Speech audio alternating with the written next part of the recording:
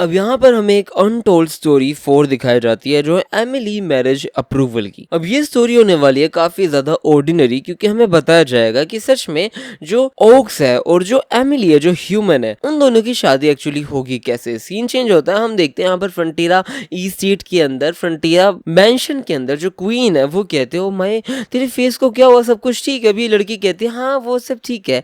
एक हफ्ते पहले कूगा के हाउस के अंदर ये लोग जा रहे थे। अब यहाँ पे एमिली बोलती है कि अरे वाह तुम्हारा हाउस तो बहुत बड़ा है यार, जिसपे अपना कूगा बताता है कि अरे क्योंकि हमारा जो हाउस है ना वो सबसे ज्यादा स्ट्रॉन्गेस्ट वॉरियर वाला है पूरी जनरेशन के अंदर। इसका मतलब तो ये कह सकते हैं कि हम जैसे तुम्हारे विलेज के अंदर नोबिलिटी है वैसे हमारे विलेज के अंदर ये है। एमिली कहती है कूगा मतलब नोबल है। वाह यार, इसका मतलब क्या तेरे पेरेंट्स मुझे लाइक करेंगे? नहीं करेंगे। जिसपे कूगा कहता है डोंट वरी यार, जो मेरे पेरेंट्स हैं वो काफी ज्यादा वार्म पीपल है। बट हम देखते हैं जब ये घर में घुसते है तो इसकी माँ बहुत गुस्से और उसका बाप हद से ज्यादा गुस्से। कूगा कहता है मैं इस पर्सन से शादी करना चाहता हूँ। एमिली डरी पड़ी है, वो कहती है मेरा नाम एमिली है। इतने में दोनों मम्मी पापा कहते हैं इसका नाम एमिली है, और ये लोग इसके सामने खाना रख देते हैं और ये कहते हैं इसको खत्म कर खा और यहाँ से निकल जा। तुझे क्या लगता है तू यहाँ पे क्या कर रहे हो? तो अपने गंदे हाथ मेरे बच्चे के ऊपर डालेगी? ओइंक। इतने में कूगा कहता है मदर आप क्या कह रहे हो, क्या सोच समझ के बोलो क्या कह रहे हो। इतने में आंटी जी बोलते हैं तुझे अपनी जगह का पता होना चाहिए, तेरे जो पेल लिटिल फेस है, जो तू क्यूट एक्ट कर रही है, इतना चार्मिंग एक्ट कर रही है।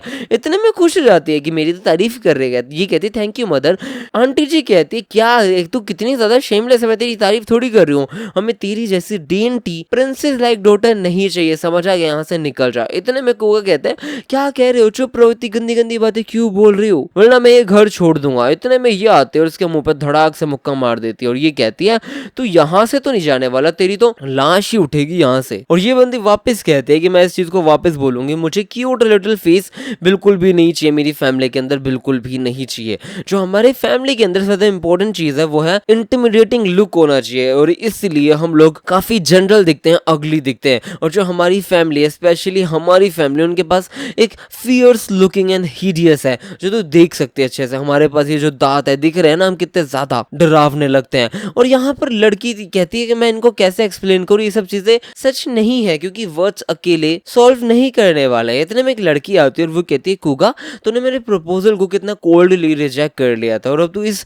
सुंदर सी लड़की से शादी करना चाहता है। इतने में ये सारी बात सुन के अपनी एमिली कहती है थैंक यू। लड़की कहती है ओ यू सच में तू बहुत ज्यादा शेमलेस है यार। जिसपे कूगा कहता है शिरोना इससे दूर रही, ये फैमिली मैटर है। बट हम देखते हैं पीछे से ये भी इसको बुरी तरह मार देती है। इतने में अंकल जी कहते हैं एवरीवन प्लीज काम डाउन, जो मैरिज है वो अल्टीमेटली डिपेंड तो ये उन्हीं दोनों लोगों पे करते हैं जिनको सच में शादी करनी है, जिनको सालों साल एक दूसरे के साथ रहना है। लेकिन वही मैरिज एक फैमिलीज की ब्लेसिंग के बिना एक बर्डन बन जाती है उनके हर्ट्स के ऊपर।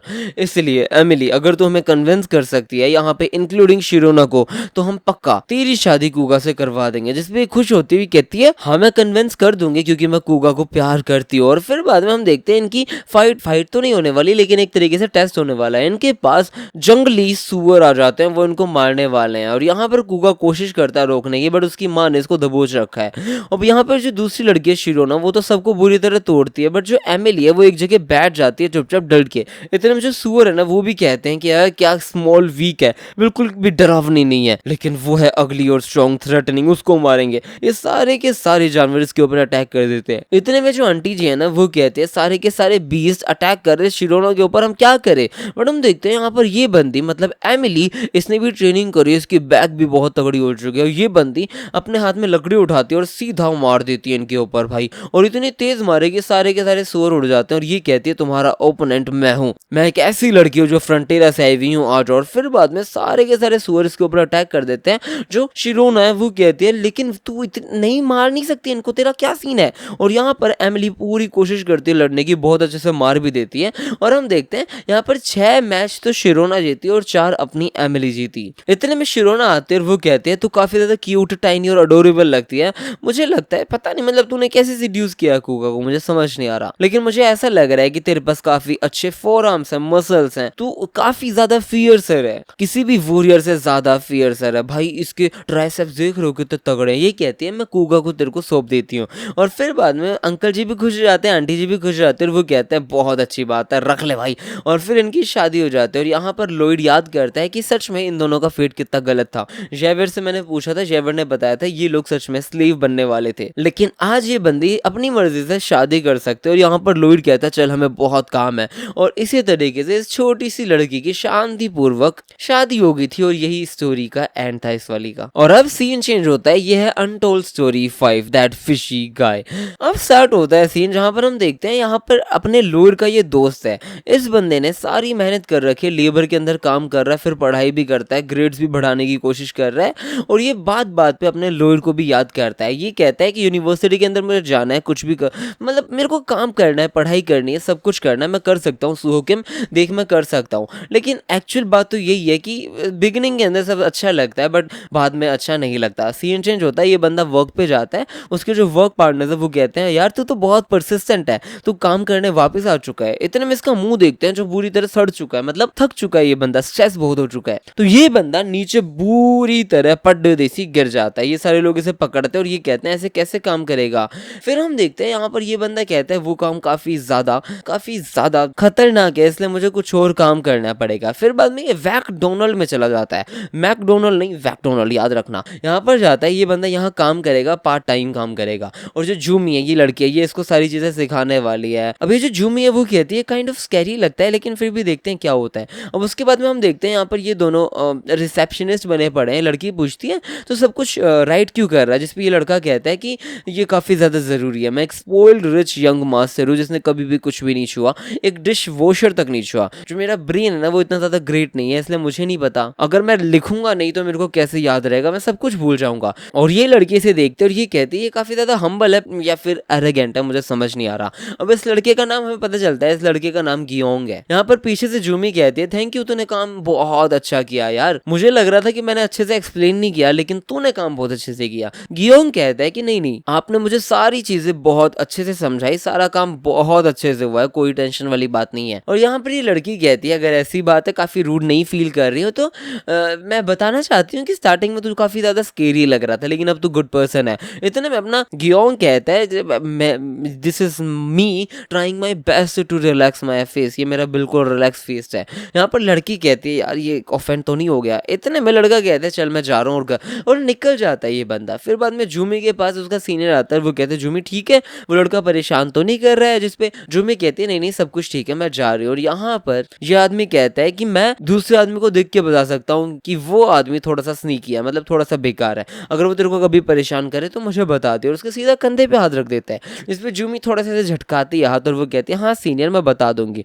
और फिर वो निकल जाती है। और फिर बाद में गियोंग भी याद करता है और ये कहते हैं लगभग बटरफ्लाइज आ गए थे मुझे, लेकिन अभी मुझे प्यार व्यार में नहीं पढ़ना है, तो अभी मैं घर जाता हूँ, मेरे को बहुत काम करना है, अभी पढ़ाई करूंगा। फिर ये पढ़ाई करता है और ये कहता है मैं सारी चीजें याद कैसे रख पा रहा हूँ यार, बहुत अच्छी बात है। सीन चेंज होता है, यहाँ पर ये वर्क कर रहे हैं और ये कहते हैं जूमी क्या तू फ्री है अगले दिन कल, मतलब काम के बाद, जिसपे जूमी मना कर देती है और वो कहती है नहीं मैं फ्री नहीं हूँ। और यहाँ पर ये जो सीनियर है ना, वो जूमी से बात किया जा रहा था, उसके कंधे पे वापस हाथ रख देता है।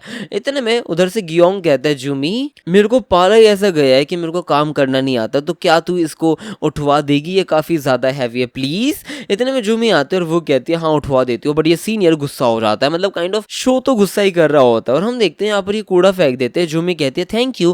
गियोंग कहता है थैंक यू क्यों, तेरे को ट्रैश उठाना इतना पसंद है, जिसपे ये कहती है नहीं इसलिए नहीं। इतने में गियोंग जा रहा होता है, लड़की पूछती है तू इतना ज्यादा इमोशनलेस क्यों है रे, क्या तू इसलिए इतना इमोशनलेस है कि तू हमेशा सोचता है कि मैं एम्बेरस हो जाऊंगा ऐसा कुछ।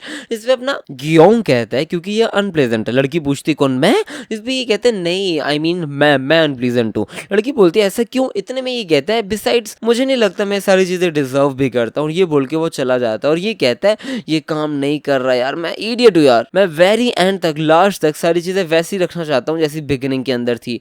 और ये थोड़ा सा रोता भी है, पसीना भी आता है और ये कहते हो किम सू हो यार, मैं ऐसा बंदा हूँ जो फर्स्ट स्टेप भी नहीं ले सकता है। फिर सीन चेंज होता है, जो गियोंग है वो जॉब छोड़ के जा चुका है। जूमी पूछती है जॉब छोड़ के चला गया, ऐसा कैसे हो सकता है। और यहाँ पर लड़की कहती है वो सच में पागल है, वो फूल जा चुका है, चलो छोड़ो जो भी है, उसने लास्ट बाय भी नहीं किया। फिर बाद में अपना जो जियोंग है ना वो चला जाता है वापस। अपना जियोंग बताता है कि मेरे से स्टडी भी नहीं हो रही, दिमाग खराब हो रहा है, ट्यूटरिंग भी छोड़ दी, सब मतलब बहुत ही ज्यादा बसर चल रही है, लेकिन एक चीज मैंने बिल्कुल नहीं छोड़ी जो है survival until the very and. Survival मैं करने वाला हूँ अपना, उसके लिए मैं सब कुछ करूंगा। अब सीन चेंज होता है, हम देखते हैं ये बंदा वापस इस एक्सपोर्ट के काम में लग चुका है। ये मैकडोनल्ड को देखता है और ये कहता है यहाँ पे कुछ तो होता, लेकिन चलो ठीक है मैं जा रहा हूँ। और फिर बाद में शाम को जब ये वापस जा रहे होते हैं तो ये वापस मैकडोनल्ड की तरफ देखता है और ये जो जूमी है वो वहाँ से जा रही होती है। इतने में ग्योंग सोचता है मुझे उससे बात नहीं करनी चाहिए, गलत होगा। इतने में जो सीनियर है वो उसके पीछे जाता है, उसको पकड़ने की कोशिश करता है, वापस रोकता है, उससे बात करने की कोशिश कर रहा है, बट जूमी आगे निकल जाती है और जियोंग भी इन सारी चीजों को देख लेता है। फिर हम देखते हैं एक ऐसे ही स्ट्रीट पे कहीं पे जो सीनियर है ना वो इसको पकड़ के खड़ा है। वो कहता है कि तू मेरा दिमाग क्यों खराब कर रही है, एक डेट पे चलने के लिए तो कह रहा हूँ, तेरे चक्कर में सब कुछ कल से अनकंफर्टेबल हो जाएगा। इतने में यहाँ पे जियोंग आ जाता है और वो कहता है क्या अनकंफर्टेबल हो जाएगा, एक तो तू सीनियर है, तू काम करना नहीं चाहता, तू परेशान कर रहा है लड़की को, शर्म नहीं आ रही। और ये सारी चीजें वो बहस स्टार्ट कर देता है। ये कहता है तेरे को मारना है मुझे मार देना। और फिर बहस करते करते हम देखते हैं चिल्ला के कहता है तेरे जैसे जो पुअर नोबडीज है ना वो कुछ नहीं कर सकते, तुम जेल जाओगे और कुछ भी नहीं। इतने में ये इसको बुरी तरह मुक्का मारना स्टार्ट कर देता है और फिर मारता जाता है। फिर ये जैसे जैसे मारता है तो हम देखते हैं यहाँ पर ये 3 पुलिस वाले आ जाते हैं और ये पकड़ लेते हैं इसको। और अपना जो जियोंग है वो कहता है मैं फाइटिंग के अंदर एक्चुअली अच्छा हूँ ना। और फिर सीन चेंज होता है, हम देखते हैं यहाँ पर ये बंदा बहुत सारे टेस्ट के अंदर भी फेल हुआ था और फेल होने के बाद में ये लोग डेट पे भी जाते हैं। हम देखते हैं जियोंग कहता है कि टेक्निकली ये तूने पैसे कमाए थे, तेरे पैसों से हम यहाँ पे आए हैं, तो कोई दिक्कत वाली बात ही नहीं है। और ये वापस फेल हो जाता है एग्जाम्स के अंदर। और जियोंग कहता है कि हमेशा मेरे से मिलने का प्लान है क्या तेरा, जिसपे लड़की कहती है तो हमेशा ऐसा गंदा सा मुंह बना के क्यों रखता है, जिसपे ये कहता है क्योंकि मुझे लगता है कि जब मैं हंसता हूँ तो लोगों को मैं पसंद नहीं आता हूँ। और फिर बाद में लड़की कहती है ऐसी तो कोई बात नहीं है, मैं देखना चाहती हूँ तू कैसे स्माइल करता है। और जब ये स्माइल करता है तो लड़की के मुंह से वो थूक निकल जाता है या जो भी पी रही थी वो निकल जाता है। और ये कहते हैं हा कितना फनी है, और ये बहुत हंसती है। और फिर बाद में जियोंग को भी प्यार हो जाता है। हम देखते हैं यहाँ पर ये दोनों एक टेबल पे बैठे हैं, चेयर पे बैठे हैं, और ये लड़की बोलती है मैं तेरे को डेट करना चाहती हूँ। लेकिन लड़का कहता है सॉरी मेरे पास पैसे वैसे नहीं है। बट लड़की कहती है मेरे को तूने रिजेक्ट कर दिया। ये कहते हैं हाँ रिजेक्ट कर दिया। लेकिन फिर बाद में चीजें सेटल्ड हो जाती हैं, इन दोनों की शादी होने वाली है और काफी अच्छी चीजें हो रही हैं। अब वापस सीन चेंज होता है, यहाँ पर ये बंदा बहुत ज्यादा वर्क कर रहा है, काम ही काम कर रहा है, मतलब बिल्कुल छुट्टी नहीं कर रहा, मेहनत इतनी कर रहा है बस पूछो मत। और एक दिन ऐसा होता है कि जो सीनियर है ना, जो बिग बॉस है, वो इंजर्ड हो चुका है अनदर साइड के ऊपर और वो यहाँ नहीं आ सकता। तो चीजें बिगड़ रही हैं, तो किसको क्या काम करना है किसी को कुछ नहीं पता। इतने में अपना जियोंग क्या करता है, वो सबको सारी चीजें बताने लग जाता है। वो कहता है अलार्म को रोको, ये करो, प्लास्टिक फर्स्ट को इसको हटाओ, ये करो, ओए तू ये कर, ओए तू सुन मेरी बात, तू क्लियर कर पैसेज को, तू ये कर दे वो कर दे। और इस बंदे ने सारे काम संभाल लिए और ये कहता है मुझे ऐसा लग रहा है मैं कोई वेबटून का प्रोटैगनिस्ट हूँ बेटे गाड़ी, और मैं स्टेटस विंडोज भी देख सकता हूँ। फिर सीन चेंज होता है, यहाँ पर हम देखते हैं ये बिजनेस लाइसेंस लेने की बात कर रहा होता है, काफी अच्छा काम कर रहा है और यहाँ पर ये बंदा अपना बिजनेस बढ़ा सकता है। और फिर यहाँ पर जूमी इससे पूछ रही होती है उस टेबल पे बैठ के कि तू वो जो नैमसेन अपने दोस्त के साथ जाया करता था वहां नहीं जाता, जिसपे अपना जियोंग बताता है कि नहीं, उसका जो बॉडीगार्ड है नाइट था वो उसको लेके जा चुका है। अब ये पूरी स्टोरी बताता है जो इनको भी रियल लगती है, काफी फैसिनेटिंग लगती है।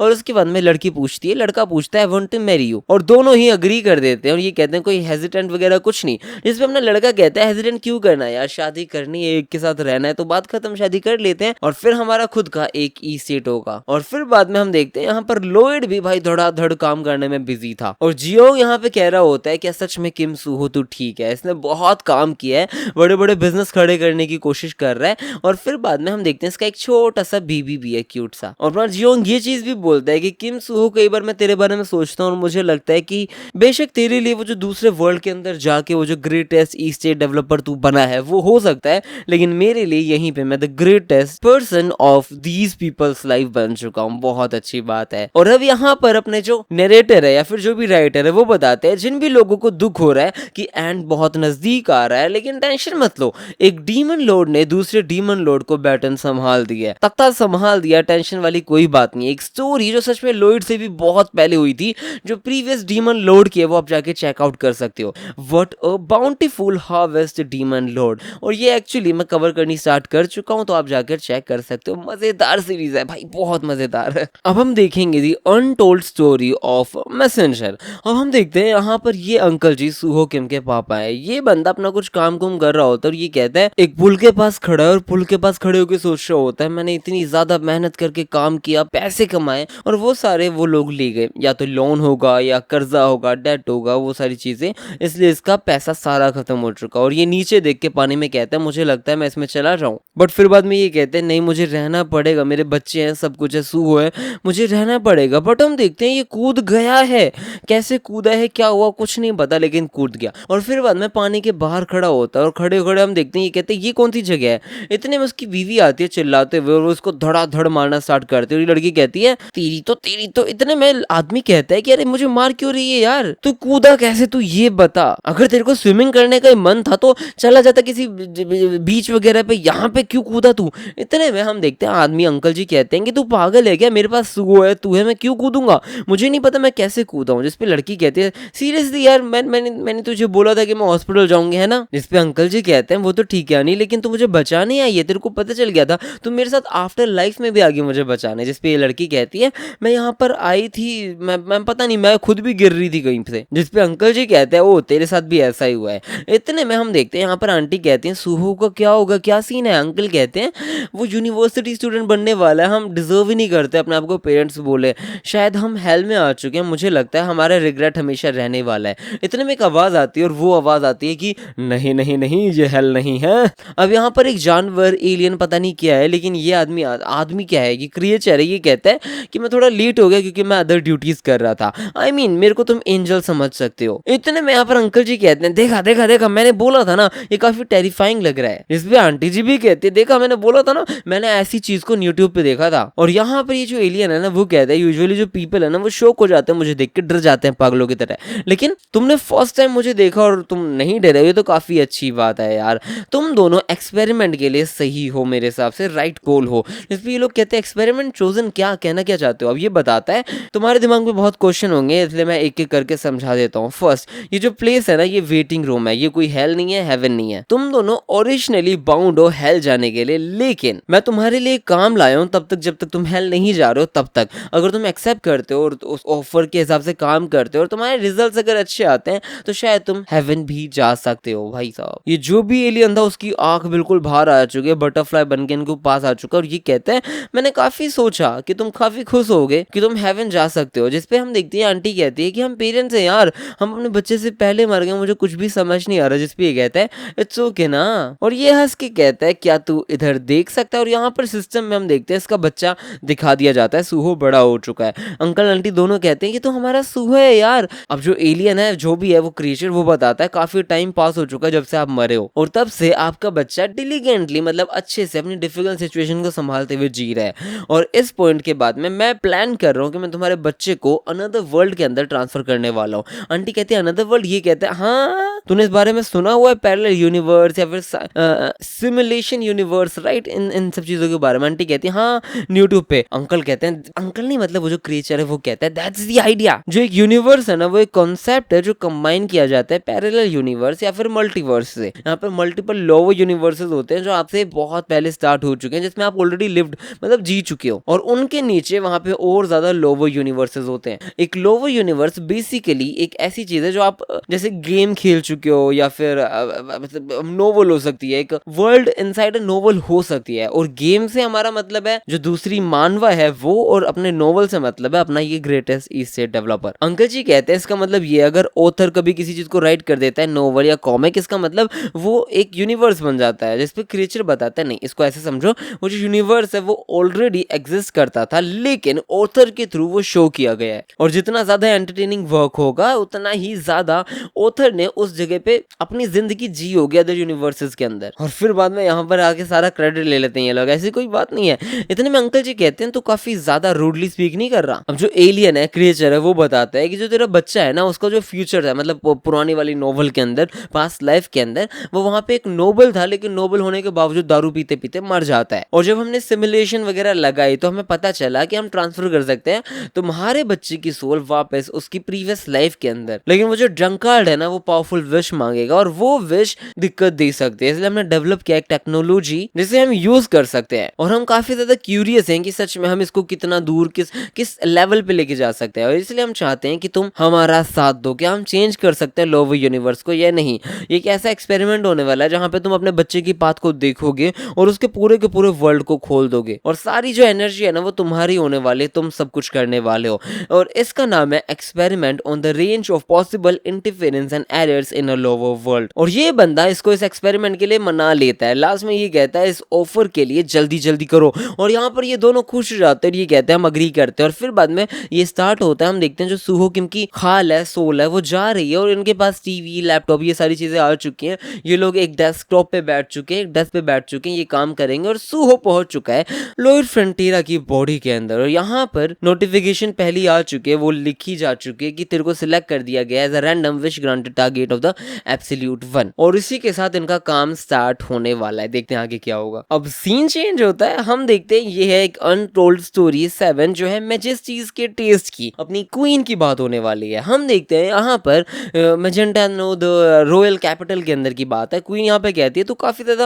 अनोइंग स्मगमैन है यार, तू सच में मेरे को छोड़ के जाने वाला है, मुझे तेरी जरूरत है, तू अभी भी जा रहा है, तेरे को सच में ये नहीं लगता कि क्वीन को शायद सबसे ज्यादा तेरी जरूरत होगी, तो अभी भी जाएगा। जिसपे कहते हैं यस अभी काम काफी ज्यादा इंपॉर्टेंट है, जिसपे क्वीन कहती है गो ऑन, मैं तेरा वेट करूंगी। और फिर बाद में जेवियर अपना लॉयड और जेवियर दोनों निकल जाते हैं अधघोड़ों वाली दुनिया के अंदर, आप लोगों को याद होगा। अब सीन चेंज होता है, हम देखते हैं क्वीन यहाँ पे आ चुकी है और ये कहती है उसका जो फेस है ना वो काफी ज्यादा रेड हो चुका था, मुझे लगता है उसे समझ आ रहा है कि मैं ब्लश कर रही थी, वो भी ब्लश कर रहा था, मुझे लगता है उसे भी थोड़ा थोड़ा तो प्यार है, वो मेरे को वुमेन की तरह देखता भी है नहीं देखता। अब लड़की जो ओवरथिंक करती है वही सेम चीजें कर रही होती है। ये कहती है काफी ज्यादा वियर्ड नहीं है, मैं क्वीन हूँ यार और मैं इन छोटी छोटी चीजों के लिए डरी पड़ी हूँ। यहाँ पर रूलर्स यूजुअली क्या करते हैं कि जो किंग होते हैं ना वो लड़की के पास जाते हैं और वो कहते हैं मैं किंग हूँ, मैं तेरे से शादी करना चाहता हूँ, फिर शादी हो जाती है।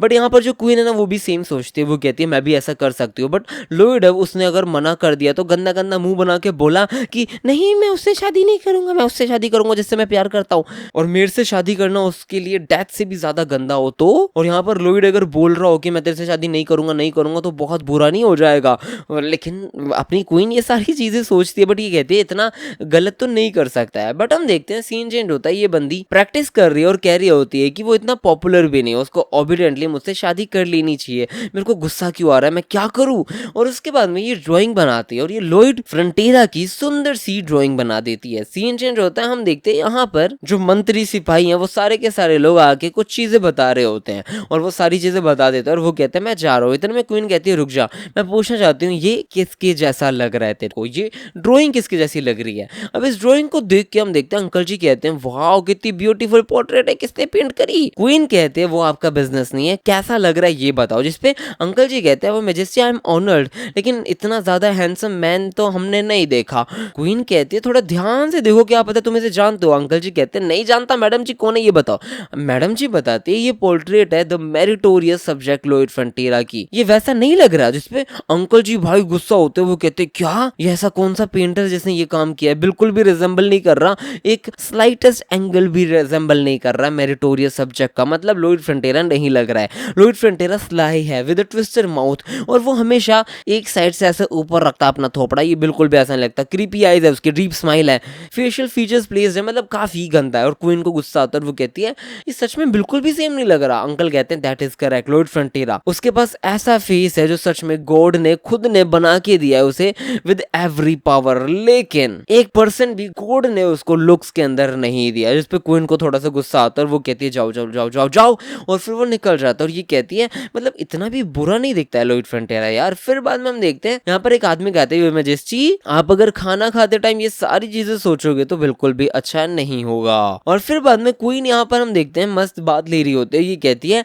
तू कैसे आदमी से शादी करना चाहती है, इसकी जो सेवक है ना जो भी है उससे पूछती है। जिसपे ये लड़की कहती है मैं समवन जो कैपेबल हो, जो डिपेंडेबल हो, जो मैं जब भी चाहूँ जो वो मेरे पास आ जाए उससे शादी करना चाहती हूँ। जिसपे ये कहती है राइट देन, तो जो हमारा मेरिटोरियस सब्जेक्ट लॉयड फ्रंटियरा है उसका क्या ख्याल है। जिसपे ये बंदी सामान ही घेर देती है और ये कहती है आई एम सॉरी, मैं कुछ गलत नहीं बोलना चाहती थी, लेकिन नहीं मेरे को प्लीज अकेले रह लेने दो, उससे शादी मत करवाना, प्लीज मेरे को मत करवा देना। क्वीन भाई सबके रिएक्शन देखते हैं, लॉयड फ्रंटियरा इतना तो गंदा नहीं दिखता जो इतना लोग बिहेव कर रहे हैं। अब यहाँ पे क्वीन कहती है मतलब किसी और वर्ल्ड के अंदर कोई तो होगा जो सच में मेरी तरह सेम सोचता हो। और क्वीन यहाँ पे कहती है कि चाहे कुछ भी हो जाए ये बंदा बिल्कुल सेम लग रहा है, जब वो एक्सप्रेशन लेस होता है तो बिल्कुल सेम लगता है। फिर बाद में ये बंदी खाना खाते और ये कहती है चीफ अटेंडेंट मेरे को आपसे कुछ पूछना है। ये बोलते हैं हाँ पूछो। ये पूछती है आप लॉयड फ्रंटियरा के बारे में क्या सोचते हो। जिसपे ये आदमी बताते हैं ये अनपैरेलल्ड कैपेबल रिटेनर है और उसकी जो ब्रिलियंस है वो काफी। इतने में ये लड़की कहती है नहीं नहीं नहीं मैं उसके फेस के बारे में पूछ रही हूँ। जिसपे ये चुप हो जाता है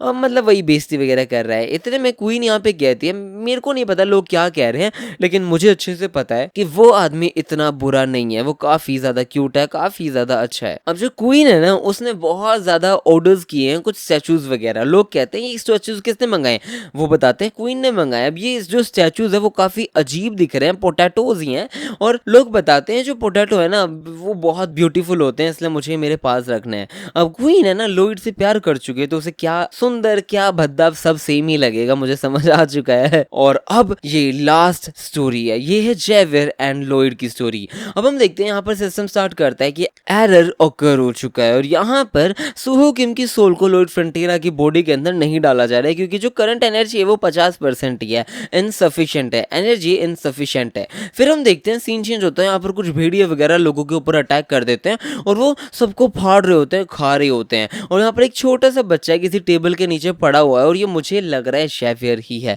यहाँ पर हम देखते हैं एक बच्चा कैसे जैसे बचने की कोशिश कर रहा है, लेकिन एक भेड़िया जो भी जानवर है वो आके इसको भी खाने वाला होता है। बट यहाँ पे जेवियर के पापा आते हैं और वो इस भाई भेड़िए को काट देते हैं। अब जेवियर को पहले लगा था कि मेरे पापा एक ऑर्डिनरी फार्मर है, लेकिन आज इस बंदे ने सारे के सारे बीस्ट को मार दिया है मेरे को बचाने के लिए, इसने इतनी मेहनत करी है बस पूछो मत। यहाँ पर जेवियर जाता है अपने बाप के पास जाता है और ये कहता है मेरे पापा भाई इसके पापा की डेथ हो जाती है इसको बचाते बचाते, और जेवियर कहता है इन्होंने मेरे को बचाने के लिए ये सब क्यों किया मुझे समझ नहीं आ रहा। फिर सीन चेंज होता है, यहाँ पर हम देखते हैं अपना जो बैरन फ्रंटियरा है, अपना एरकस फ्रंटियरा है, वो बंदा घूम रहा होता है अपनी रानी के साथ, और उसके पीछे मिस्टर बेरन है। और ये लोग देख लेते हैं कि एक बच्चा ठंड में सिकड़ रहा है। अब ये दोनों जाते हैं उसको बचाते हैं, पकड़ते हैं, घर ले आते हैं, और ये काफी क्यूट बच्चा है। अपना जो बैरन है ना, अपना जो एरकस फ्रंटियरा है, वो कहता है कि तू इसके साथ पढ़ेगा, इसके साथ काम करेगा, सब इसके साथ करेगा, ये जेवियर है और ये अपना लॉयड फ्रंटियरा है। और लॉयड काफी खुश होता है, वो कहता है तू मेरे साथ स्पोर्ट ट्रेनिंग करना चाहते हैं, माय लिटिल सिबलिंग है ना अभी काफी ज्यादा छोटा है, इसलिए मुझे नहीं लगता मैं उसके साथ खेल पाऊंगा। फिर ये लोग काफी ट्रेनिंग करते हैं, ये सारी चीजें करते हैं। अब जो मिस्टर बेरन है वो कहते हैं इस स्टिक के ऊपर से जंप करो, और अपना लॉयड कहता है मैं सबसे ऊपर कूदूंगा, और वो ऊपर जैसे ही कूदता है बट स्टिक के ऊपर नहीं जा पाता है। इतने में जेवियर कहता है कि पूरी जान लगा दे, और ये कहता है पूरी जान, मैं पूरी जान लगा दूंगा। और लॉयड यहाँ पे शॉक्ड हो जाता है क्योंकि जेवियर बहुत ही ज्यादा ऊपर कूद जाता है। अपना जो मिस्टर बेरन है वो भी कहते हैं ये क्या हुआ, इतने में जो इतना ऊपर कूदा था सीधा इसकी गोद में कूद जाता है। और मिस्टर बेरन कहते हैं ये काफी डेंजरस था जेवियर, क्या तू ठीक है? वो कहता है हाँ मैं ठीक हूँ। अब मिस्टर बेरन कहते हैं क्या तूने मतलब कैसे सीखा तूने, क्या तू कभी पहले भी कूदा हुआ है इससे? जिस पे जेवियर कहता है नहीं मैं पहली बार ही इतना ऊपर कूदा हूँ।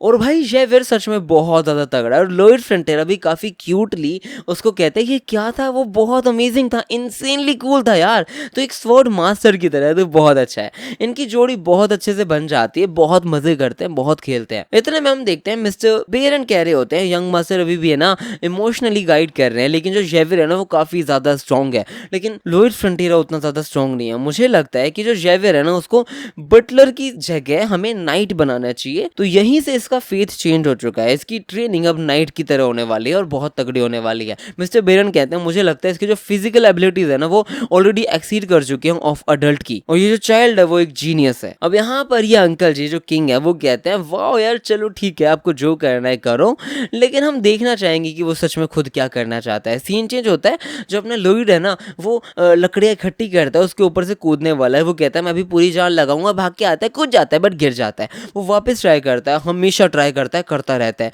और बहुत रोता है क्योंकि सच में वो नहीं कर पा रहा है यार, कितना करे बेचारा। और अब सीन चेंज होता है, हम देखते हैं यहाँ पर जो जेवियर है ना उसको ये सारे के सारे लोग बुली कर रहे होते हैं और कह रहे होते हैं तू ऑर्फन है, तू बैरन के हाउस में क्या कर रहा है, बट अपने जेवियर बहुत प्यार से बात करता है, वो कहता है मैं वो जो वो क्वार्टर है ना उसके अंदर ही रहता हूँ। इतने में सारे लोग अटैक करने लग जाते हैं, हम देखते हैं लॉयड भाग के आता है और वो कहता है ओरा डिस्चार्ज की तुम सबको मार दूंगा, और बुरी तरह मार के कहता है जेवियर मेरा नंबर 1 सबऑर्डिनेट है, उसको बुली करने की कोई जरूरत नहीं है, समझ आ चुका है। अब अपने लॉयड ने इसको भाई मान रखा है एक तरीके से भी, और जेवियर काफी खुश था, वो देखता है कि कैसे उसके बाप ने सबको प्रोटेक्ट किया था। और यहाँ पर लॉयड कहता है तो इनको मार नहीं सकता, स्टूपिड है क्या तू? इस पे जेवियर कहता है कि सॉरी मैंने कभी लड़ाई नहीं करी है। इतने में अपना लॉयड उसको लेके जाता है और वो कहता है मैं स्वॉर्ड मास्टर बनूंगा, मैं तेरे को सिखाता हूँ आजा। फिर ये जब फाइट करते हैं तो अपना जेवियर अपनी नॉर्मल स्वॉर्ड से इसकी स्वॉर्ड को काट देता है, तोड़ देता है, और लॉयड बड़े आराम से गिर जाता है। और जेवियर कहता है I am sorry young master. इस पे लॉयड गुस्सा नहीं होता और ये कहता है तूने मेरी स्वॉर्ड को तोड़ दिया रे पागल लड़के,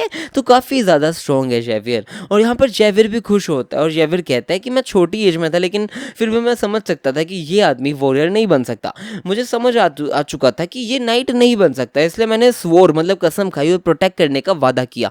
मैं बैरन को प्रोटेक्ट करूँ, उनकी वाइफ को, यंग मास्टर को, और सबको प्रोटेक्ट करूंगा जिन जिन लोगों ने मुझे प्रोटेक्ट किया था। अब लॉयड बहुत मेहनत करता है, इतनी ज्यादा जितना हम सोच नहीं सकते, बट जेवियर यहाँ पे एक एक अटैक के अंदर इन सब चीजों को पाड़ दे रहा था। अब इस चीज से उसे समझ आता है कि हर एक बच्चा सेम नहीं होता, किसी के पास एक्चुअली सच में काफी ज्यादा पावर होती है, किसी के पास नहीं होती। अपना लॉयड भी ट्रेनिंग कर रहा है बहुत हार्ड, बट कोई फायदा नहीं है। फिर हम देखते हैं जो किंग और जो मिस्टर बेयर है वो दोनों बात करते हैं और वो बात कर लेते हैं कि जो लॉयड है वो तो नहीं कर पाएगा ये सारी चीजें, उसके अंदर इतनी कैपेबिलिटीज नहीं है, लेकिन जेवियर स्वॉर्ड मास्टर बनने के लायक है। फिर लॉयड यहाँ से भाग जाता है और वो बार बार ये सारी चीजें सुन के बहुत गुस्सा हो चुका था। ये कोशिश कर रहा है, मेहनत कर रहा है, बट फिर गिर जाता है और जेवियर हर चीज को आराम से पास कर देता है। तो इसके मन में एक बुरी तरह जेवियर के प्रति एक गंदी भावना उत्पन्न होने लगी। फिर बाद में जेवियर आता है, उससे खेलने के लिए बोलता है कि आप आओ ना, ट्रेनिंग करते हैं। इतने में लॉयड यहाँ गुस्सा हो जाता है, वो उसके ऊपर फेंक देता है और वो कहता है यहाँ से निकल जा, ये एक नोबल का हाउस है, तुझे पता नहीं है क्या, चला जा यहाँ से।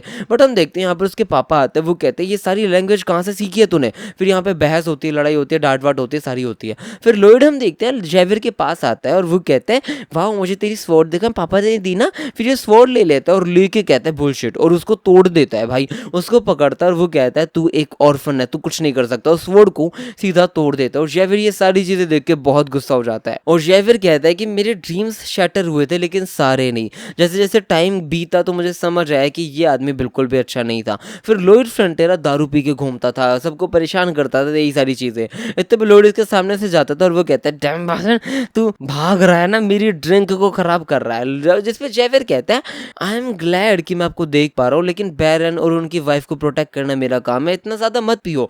इतने में बोतल इसके ऊपर मारता है, बट जेवियर बच जाता है और अपना लॉयड कहता है कि अबे जान निकले यहाँ से, शो ऑफ करने की जरूरत नहीं है। और फिर हम देखते हैं यहाँ पर एक दिन मिस्टर बैरन मतलब एरकस फ्रंटेरा कहते हैं मेरा बच्चा कहीं जा चुका है, प्लीज उसको जाके प्रोटेक्ट कर। और फिर बाद में अपना जेवियर जाके देखता है कि एक अंकल की दुकान तोड़ रखी है। और फिर बाद में यहाँ पर ये बंदा एक विश मांगता है कि पता नहीं क्या सीन है क्या नहीं है, लेकिन मैं डेस्परेटली विश करता हूँ कि मैं लॉयड फ्रंटेरा को अच्छे से प्रोटेक्ट कर पाऊँ। मैं मेरा मतलब उसको प्रोटेक्ट करना मेरा वर्ल्ड बन जाए, वही मेरा काम बन जाए। और जैसे इसने ये विश मांगी तो यहाँ पर 50% माना और ज्यादा एक्टिवेट हो चुका है और ये सुहोकेम इसकी बॉडी के अंदर आ जाता है। और इसी के साथ ऐसे लॉयड फ्रंटेरा एक्चुअली इस सीरीज के अंदर आया था। अब यहाँ पर एक छोटा सा नोट है कि जो अनटोल्ड स्टोरी है ना, उसके साथ ये स्टोरी एंड पे आ चुकी है। जो वेबटून है उसके अंदर जो ग्रेटेस्ट ईस्ट डेवलपर है वो एक ऐसी स्टोरी है जिसने रीडर्स को बहुत खुश किया। हमने आपने सबने अच्छे से मजा किया है, इसलिए फाइनल आफ्टर वर्ड के अंदर हम अपलोड करने वाले हैं कुछ मतलब वीक्स के अंदर, और जो क्रिएटर्स है ना वो शेयर करेंगे रेस्ट जो भी चीजें हैं वो सारी की सारी आप सब रीडर्स के लिए थैंक यू। और फिर बाद में 20 साल हो गए हैं, क्या है पता नहीं, मुझे नहीं पता क्या है, जो भी है, लेकिन जो भी लोग काफी ज्यादा दुखी हैं कि उनको रीड करने को नहीं मिल रही है द ग्रेटेस्ट ईस्ट डेवलपर, उन सब के लिए एक स्टोरी आ चुकी है जो लॉयड से बहुत पहले बन चुकी थी। इसलिए what a bountiful harvest demon lord आ चुके हैं, उसको हम पढ़ेंगे, देखेंगे, समझेंगे। और इसी के साथ आज actually the greatest east developer spin offs के साथ भी खत्म हो चुकी है। आई होप आप सबको ये सारी वीडियोस अच्छी लगे तो प्लीज वीडियो को लाइक कर दो, चैनल पर नए तो सब्सक्राइब कर दो। Anime pop India rom com, anime pop India recap, Himanshu Bhuria vlogs, anime pop India Instagram, ये सारी चीजें जाकर चेक करो। मिलते हैं नेक्स्ट वीडियो में, बाय, टेक केयर।